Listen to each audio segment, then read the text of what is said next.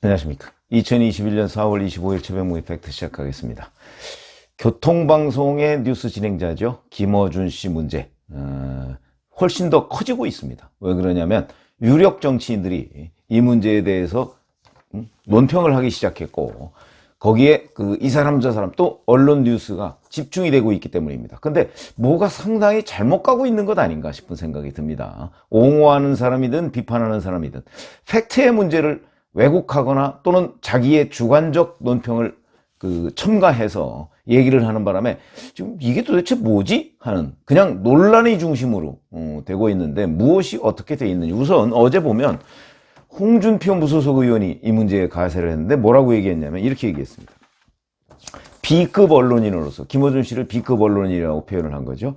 지금 김어준 씨는 최고 절정기를 맞고 있다. 김어준답게 현명하게 처신하길 기대한다. 비범한 사람이고 발상이 보통 사람과는 다른 역발상을 하는 천재적 재능이 있다는 것은 분명하다. 세상을 발 아래 내려다보고 자기가 설정한 기준에 따라 강변하는 모습은 예나 지금이나 달라지지 않았다. 그러면서 자기와의 인연을 소개했는데 20여 년 전에 한겨레신문 객원 기자를 했던 적이 있던 모양입니다. 그때 아마 와이드 인터뷰를 하면서부터였다. 그 후 그가 SBS 라디오 진행 때 일주일에 한 번씩 고정 게스트로 1년간 출연했다. 이렇게 얘기를 했는데, 글쎄요. 우선 언론인의 뭐 A급이 있고 B급이 있고 뭐 한지는 이거 굉장히 주관적 개념입니다. 저는 뭐 김어준 씨의 경우 제대로 된 기자로서의 훈련을 받은 적이 없다고 보기 때문에, 글쎄 뭐 언론인의 범주에 과연 포함시켜야 되느냐, 어찌 보면 조금 뭐 예능인에 가까운 것 아닌가, 저는 그런 생각을 하게 되는데, 이것도 저의 주관적인 평가입니다. 그 다음에 여기에 비범한 사람이라는 것도 홍준표 의원의 주관적 판단이죠. 그 다음에 천재적 재능, 글쎄요, 이거는 민주당의 정청래 의원이 천재다 이렇게 얘기를 한 것을 아마 인용했는지 어땠는지 모르겠는데, 글쎄 뭐 이거야 뭐 제가 김어준 씨를 직접 만나서 뭐 얘기를 해보거나 한 것은 아니기 때문에, 천재적 재능이라는 것도 이 또한 주관적 평가다.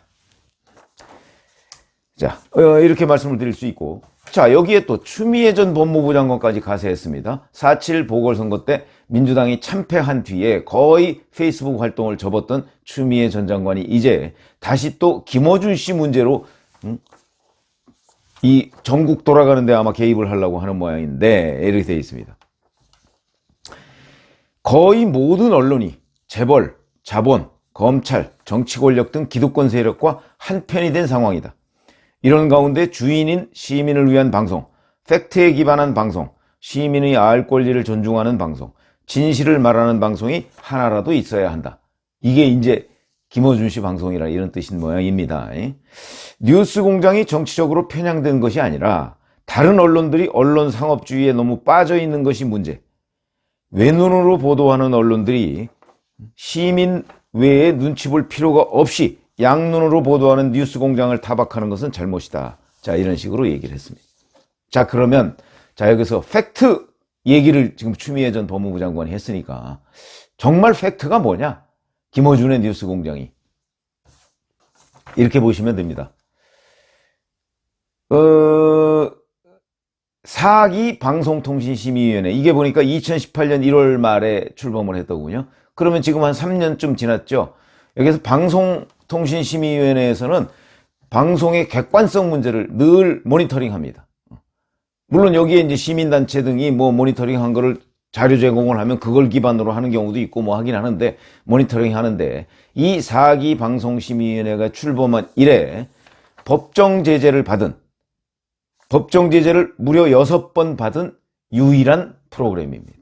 제일 많이 받았습니다. 한 프로그램에서 법정 제재를 6개. 보통 종편이나 뭐 이런 데서 법정 제재를 하나 받으면요, 전체적인 종편 재평가 점수에서 감점이 됩니다. 그래서 종편이나 일반 방송은요, 이런 걸로 법정 제재를 받는 거 정말 사시나무 떨듯이 떨고 있습니다. 왜냐면 법정 제재를 받아가서 또는 뭐 경고나 뭐 이런 거에 누적이 되면 감점이 돼서 점수가 미달하면 그 방송을 폐지해도 아무런 할 말이 없습니다. 원칙적으로 얘기하면. 뭐 현실적인 문제들이 좀 있다고는 하지만, 그런 원칙적으로 그런 것 때문에 굉장히 위축돼서 방송을 하는 것이 사실이고요. 하나하나 늘 패널이 뭐라고 조금만이라도 이상한 얘기를 또는 패널이 오해받을 얘기를 했으면 진행자가 그것을 반드시 물을 탑니다. 왜 그러냐? 바로 이런 방송통신심의위원회의 제재 때문입니다. 그런데 여기는 프로그램 하나에서 가장 많은 제재를 받았고요. 제재받지 않은 여러 가지 편파 어마어마하게 많습니다. 그럼에도 불구하고 여전히 건재하죠. 여전히 그렇게 건재한 이유가 뭘까요, 과연? 이건 역시 근데 이런 부분에 관해서 최근에 이제 출연료 논란이 있었고요. 뭐 회당 200만 원 얘기가 있었죠. 그건 뭐 사실로 확인이 됐습니다. 교통방송에서 전혀 그 문제에 관해서 뭐 본인의 동의가 없어서 공개할 수 없다 이렇게 얘기를 했지만 그 실제 제작비 그 요청했던 내부 문서가 나오면서 200만 원이 이제 사실로 확인됐고, 근데 이 고액 출연료 문제가 아니죠, 사실은. 여기에 이제 김어준 씨 경우에는 다른 교통방송의 다른 출연자들은 대략 회당 40만 원 내지 50만 원 정도를 받는다고 하는데, 그래서 교통방송 내에서 진행자가 가급, 나급 이렇게 분류가 된답니다. 그런데 김어준 씨 경우에는 별도로 결제받는다 이런 뜻이죠. 사장의 결제를 별도로 받아서 회당 200만 원을 주고 있다. 그럼 이게 왜 이러냐? 이런 건데, 거기다가 계약서도 없이 구두 계약으로만 처리했다. 이런 거. 거기다 이제 편향성 논란 뭐 이렇게 돼 있는데, 일부 이제 언론 매체들 보면 자, 무슨 뭐 법인을 설립해서 절세를 한 의혹 뭐 어쩌고. 아니, 법인을 설립해서 절세를 한 것이 왜 의혹입니까? 보통의 경우 그렇게 많이 합니다. 지금 1인 방송으로 뭐 유튜브 같은데 1인 방송으로 법인 설립해서 뭐 그래서 운영하는 사람들 많습니다. 거기다가 뭐 저를 포함해서 여러 사람들이 이번에 국세청으로부터 뭐 세금 추징을 당했는데, 그 세금 추징했을 때 저희가 이제 기자로서 방송 출연하니까 당연히 기타 소득으로 해서 신고를 했는데, 그 기타 소득이 아니다. 사업 소득으로 해야 된다. 글쎄요. 뭐 그건 전 지금도 이해가 되지 않습니다만은, 여하튼 국세청이 그렇게 얘기합니다. 사업 소득으로 신고하라고. 그러면 제가 사업을 하는 것이, 제가 예를 들어서 기자 생활할 때 기자가 본업입니까? 아니면 유튜브가 본업입니까? 아니면 다른 것들이 본업인가요? 이런 문제가 있지만 어찌됐든 간에 그래서 많은 사람들이 법인을 설립하는 경우가 있습니다. 뭐 김어준 씨도 그렇게, 더군다나 그 1년간 5억이 넘는 김어준 씨도 유튜브를 하고 있죠. 그 유튜브 뭐 저하고 비교가 안 될 정도로 그 많은 사람이 봅니다. 많이 본다는 것이 곧 그 무슨 정확하다 뭐 이런 건 아닙니다. 제가 분명하게 말씀을 드리겠지만, 그러나 여하튼 많이 봅니다. 많이 보기 때문에 그 수익까지 합치면 아마 연간 수십억이 될 겁니다. 그렇게 되면 그걸 다 개인 사업자로 해서 신고하는 것보다는 법인으로 해서 여러 가지 뭐 관련해서 처리하는 것이 본인한테 훨씬 유리하죠. 그거는 진짜 합법적입니다. 그런 문제를 지적하면 그러면 당연히 반격을 받습니다. 안 그렇겠습니까? 김어준 씨의 반격을 받죠. 내가 뭘 잘못했는데. 제가 봐도 그 말이 맞습니다. 그러니까 지금 김어준 씨는 그런 문제에 대해서 반격을 하고 있는 겁니다. 본인한테 유리한 부분에 관해서. 그 얘기는 곧 문제 제기를 하는 쪽이 뭔가 초점이 빗나갔다. 저는 그런 얘기를 하고 싶은 것이고요. 근데 여기에 하여튼 홍준표 의원과 추미애 전 법무부 장관이 가세를 했다 하는 것이고요. 그런데 본질은, 김어준 뉴스공장 논란의 본질은 출연료도 아니고, 그 다음에 구두 계약도 아니고, 이 사람이 세금 문제를 어떻게 처리했느냐? 이것도 아닙니다. 그래서 찾아보니까 여기에 진중권 전 동양대 교수가 말을 정확하게 했더군요. 제가 보기에 진짜 천재성은 진중권 전 교수한테 있는 것 아닌가, 뭐 이런 생각이 들 정도로 핵심을 찔렀습니다. 이렇게 얘기했습니다. 자, 김어준 뉴스공장의 문제는 출연료가 아니라 방심위가 제 기능을 상실한 것이다. 방심위 구성이 편파적이니까. 여기는 원래 편파적일 수밖에 없습니다. 여당에서 추천하는 사람이 다수니까. 편파적이니까 공작과 음모론, 거짓말에 기초한 노골적인 프로파간다 방송을 계속하고 있는 것이다. 방심위 위원들이 맛이 간 골수 친문이라서 걸러내지 못한 것이다. 심의위가 정상적으로 작동한다면 이런 말도 안 되는 사태는 애초에 일어날 수가 없었다.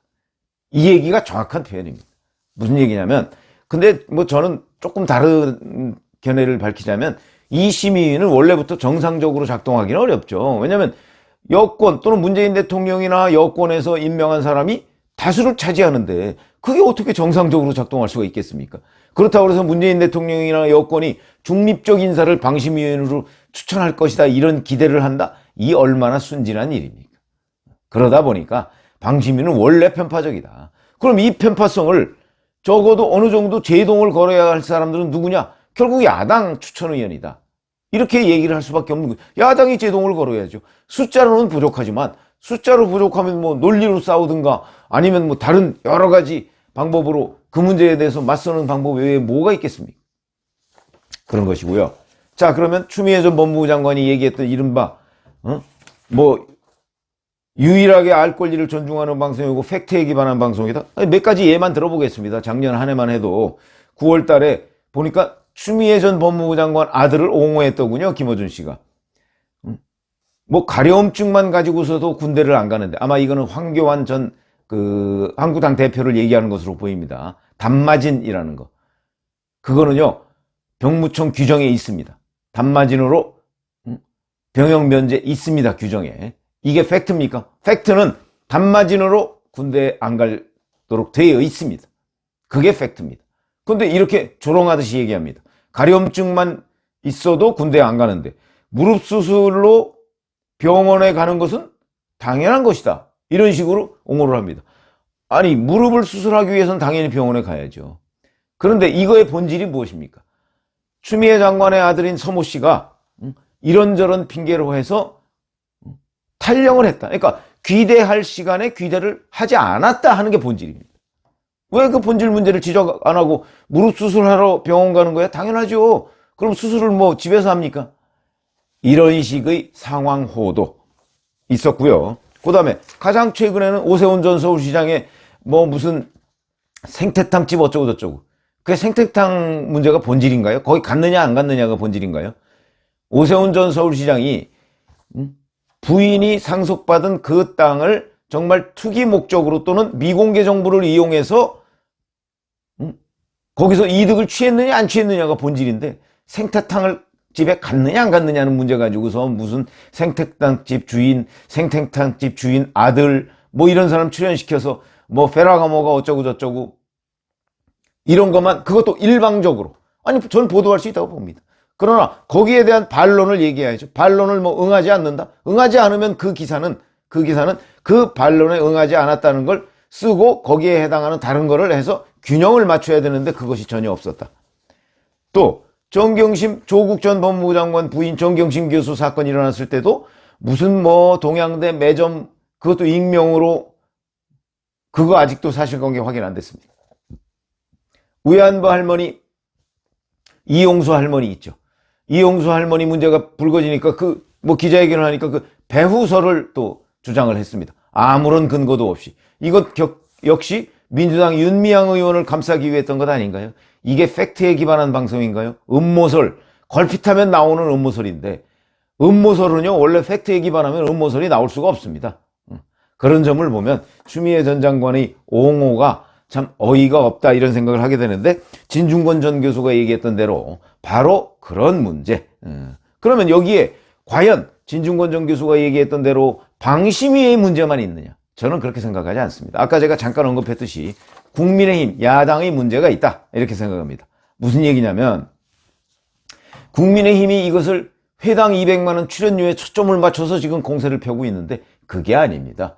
편파성에 초점을 맞춰야 되는 것이죠. 편파성 문제, 사기방심위에서 무려 6차례나 법정 제재를 받은 그게 과연 뭐냐? 얼마나 편파적이었느냐? 그리고 이 편파적인 문제에 대해서 국민의힘은 어떤 대책을 가지고 대응하고 있느냐? 이런 것들이 굉장히 중요하죠. 청와대 게시판에 뭐 보니까 어제 8시까지 김어준 퇴출하라 여기에 뭐 31만 8,500명이 동의를 했다고. 이거 중요하지 않습니다. 31만 8,500명이라고 하는 게 뭐 전 국민이 얼만데 뭐 이 정도 가지고서 그런 얘기를 합니까? 그 다음에 교통방송 논리로 보면 자 시청률이 높아서 회당 출연료를 많이 줬다 이런 얘기를 합니다. 처음에 계약할 때 시청률이 높을지 안 높을지 알았나요? 모르고 이런 고액 계약을 한 것 아닌가요? 그런 생각이 들고, 그 다음에 시청률, 뭐 신문 같으면 예를 들어서 발행부수 이런 것들이 그 신문이나 언론 매체의 신뢰성을 담보하는 건 아니다. 세계적으로 유명한 권위지인 르몽드지 뭐 한 40만 부, 50만 부 정도밖에 안 됩니다. 이것도 많은 거죠. 뉴욕타임스 종이신문 한 60만 내지 70만 부 정도밖에 안 됩니다. 물론 온라인 구독자가 많이 있지만 그 정도밖에 안 됩니다. 이에 반해서 미국에서 최근에는 이제 월스트리트 저널이 뭐 가장 그 구독자 수가 많다고 하는데, 얼마 전까지만 해도 종이신문 중에서 USA 투데이라는 데가 뭐 140, 50만 부 정도 발행을 했습니다. 가장 많은 부수입니다. 뉴욕타임스, 그 권위 있다는 뉴욕타임스의 2배 정도가 됩니다. 그렇다고 해서 USA 투데이를 권위지라고 얘기하지 않습니다. 그것처럼 발행 부수, 예를 들어서 방송의 청취율, 이런 것들이, 아니 방송은요 원래 예능에 비슷하게 좀 극단적인 표현 같은 걸 써가면서 또는 뭐 팩트에 기반하지 않고 말장난 같은 거로 뭐 해가면서 이렇게 하면 훨씬 더 많을 수 있습니다. 잘 아시지만 지금 유튜브 하는, 여러 시사 유튜브 하는 사람 중에서도 굉장히 많은 그 시청자를 가지고 있는 사람들 있습니다. 그 사람들이 꼭 팩트에 기반해서 그런 시청자 수를 가지고 있을까요? 그렇지 않습니다. 그러니까 시청자 수가 많다, 이런 것이 곧 신뢰와 정비례한다, 이렇게 생각하는 건 아니다 하는 거를 분명하게 알고 접근을 해야 되는데, 국민의힘은 지금 현재 이 부분에 관해서 표적을 잘못 삼고 있다, 이런 말씀을 드립니다. 그런 점에서는 진중권 전 교수의 논평, 이 부분을 한번 참고할 필요가 있지 않을까, 이런 생각이 듭니다. 감사합니다.